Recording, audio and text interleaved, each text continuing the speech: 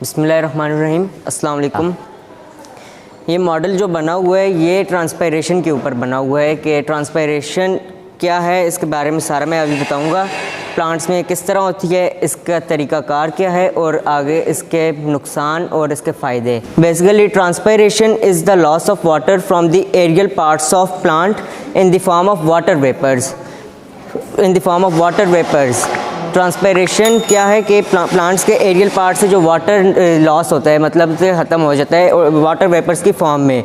Aerial parts होते हैं roots के ऊपर जो सारा हिस्सा होता है प्लांट्स के बाहर। Now how this water loss from the plants and what is the mechanism behind this.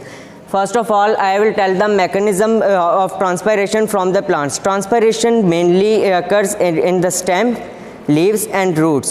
90% of transpiration occurs in leaves and other 10% in stem and roots.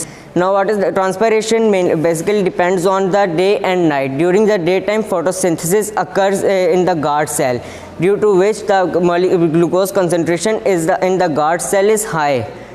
And so water moves into the guard cell as a solvent and make concentration of solute and solvent equal, due to which guard cell become turgid and stromata remains open, due to which transpiration occurs during daytime.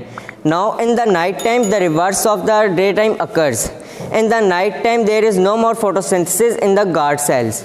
Which means there are no more glucose, which works as a solute, and water also moves out from the as a solvent also moves out from the guard cell. Cell becomes flaccid due to this, and stomata closes, which means that in night time there is no more photosynthesis. This was the mechanism of the transpiration.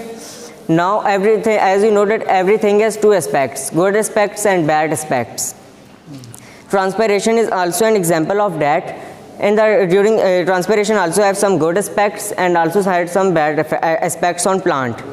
First of all, I will define the good aspects of transpiration. Basically, transpiration is a vital process for plant's life. Due to transpiration, mesophyll cells always remains moist, which helps for the gaseous exchange. अब ये किस तरह गीले रहते हैं, इस तरह के जब भी वाटर रिमूव होते हैं तो वाटर दोबारा से मेसोफिल सेल के अंदर आ जाते हैं, जिसकी वजह से गैसियस एक्सचेंज होता है ना। अब इसका अगला जो इसका फ़ायदा है वो ये है कि transpiration helps to regulate the temperature of leaves and it prevents them from overheating. And the next one is that it also helps in the upward movement of water in the xylem tissue.